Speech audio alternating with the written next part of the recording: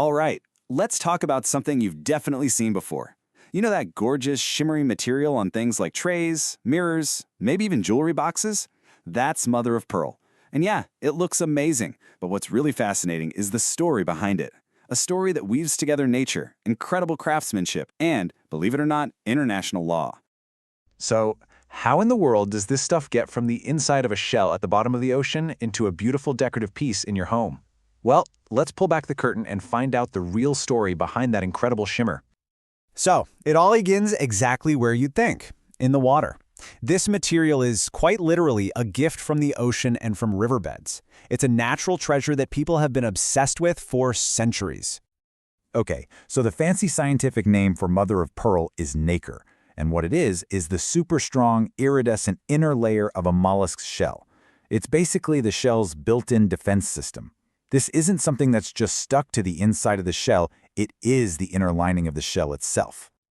And here's a wild fact for you. Even though humans have been using nacre for literally thousands of years, scientists today still don't completely get how the mollusk actually creates it. It's just one of those amazing little secrets nature holds on to. Now, let's clear up a really common point of confusion. Is this the same thing as a pearl? And the answer is not exactly. See, mother of pearl is the entire inner lining of the shell, which you can find in all of these mollusks. That makes it pretty abundant. A natural pearl, on the other hand, is a total fluke. It only happens when a little irritant, like a grain of sand, gets inside the shell and the oyster starts coating it with layers of nacre. That's why they're so rare and, so expensive. All right, so we've got our raw material from the ocean. Now for the next part of the journey. Let's look at how that rough shell gets transformed into the delicate little pieces we all recognize. The process is pretty intense. First, they have to carefully get that precious nacre layer off the rough outer shell, usually with a really delicate mix of acid and sanding. Once it's free, those thin sheets of nacre get cut up into all the tiny shapes they need for a design, which, thankfully, is mostly done by precision machines these days. And then finally, every single one of those tiny pieces gets polished up to bring out that famous shine. But here's the thing, machines can only take it so far. The final, and probably most important stage, depends completely on the steady hand and keen eye of a real artisan. And when we talk about the experts, we are really talking about the artisans in Vietnam. This craft has an unbelievably rich history there that goes back for thousands of years. It's a skill and a tradition that's been passed down from generation to generation. And honestly, they're the undisputed masters of it. This quote really just says it all. Think about a detailed mosaic box or one of those intricate trays. Every single one of those tiny, shimmering pieces is placed and glued by hand. It is incredibly painstaking work that takes just an immense amount of patience and skill. And the shell itself offers this beautiful natural color palette. You've got the most common white, which often has these lovely golden tones. You can even find natural pinks. Then you have abalone, with its deep, shifting colors. It's much harder to find and usually the most expensive. And of course, for more modern designs, the shell can be dyed almost any color you can imagine.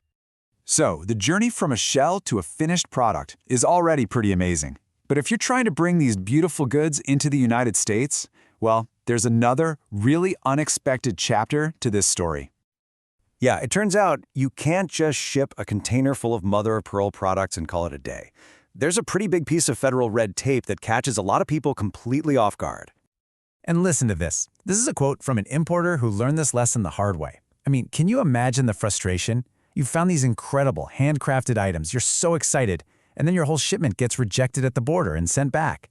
That is a painful and expensive lesson to learn. So what was the holdup? It all comes down to this: the U.S. Fish and Wildlife License. Because mother of pearl comes from a living creature, it's officially classified as a wildlife product. And that means its import is very, very strictly regulated. And the reason behind this is so important.